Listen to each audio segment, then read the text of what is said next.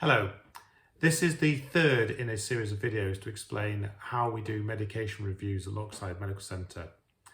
In the first video, we explained the principles behind medication reviews, that medication reviews are also linked to the patient's conditions.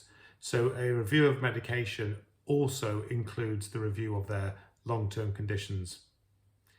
In the second video, Joanna showed how to do a medication review, a simple medication review on somebody taking thyroxine with an underactive thyroid.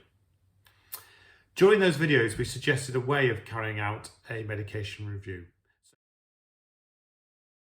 So step one is when you see the little red bubble alert in the corner of the screen, do something about it.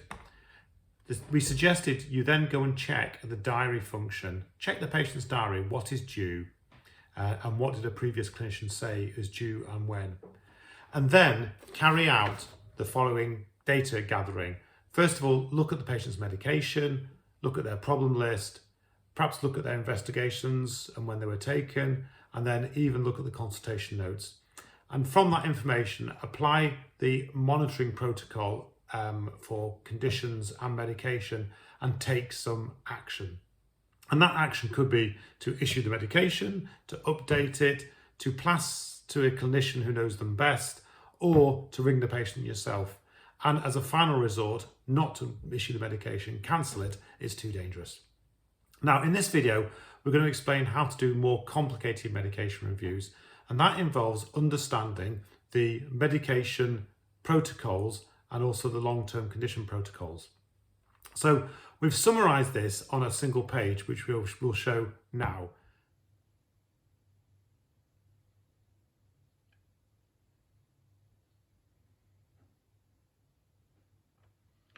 So here is a basic outline of the protocol requirements for certain long-term conditions and some medication which are commonly used at the practice.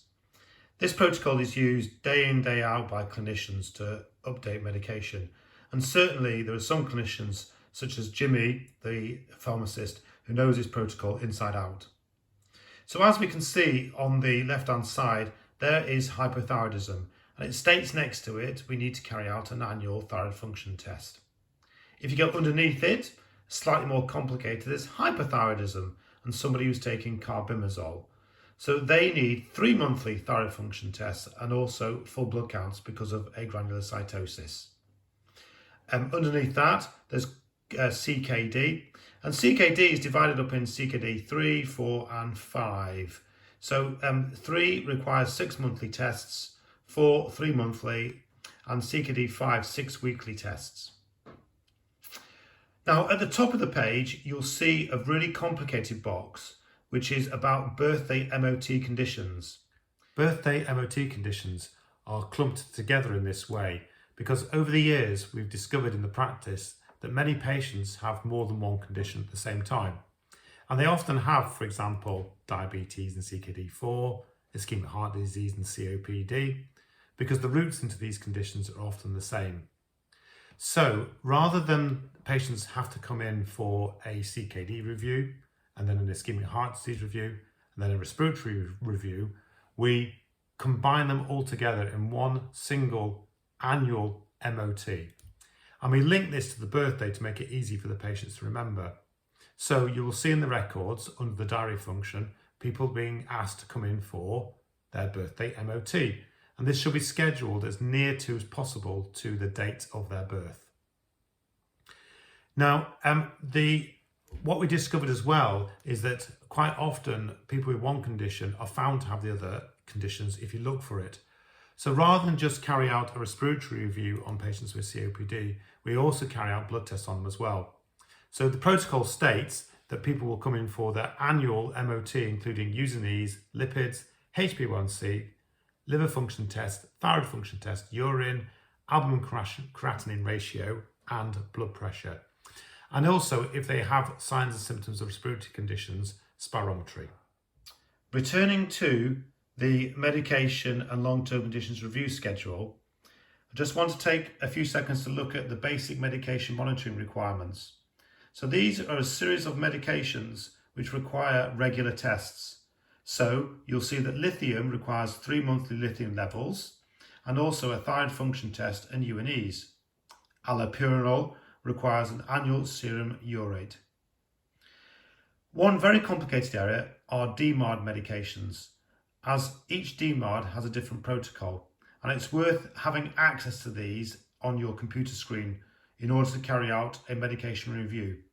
But generally speaking, DMARDs require careful monitoring weekly, fortnightly, then monthly to begin with, and most can then become 3-monthly. And we tend to monitor the full blood count, the liver function test, and the U's and E's. So let's put this into practice and have a look at another member of the duck family. Let's have a look at Daffy Duck. So here we have Daffy Duck. The first thing to note is that there's a pop-up in the bottom right hand corner that shows that Daffy's medication is now overdue, so something needs to be done.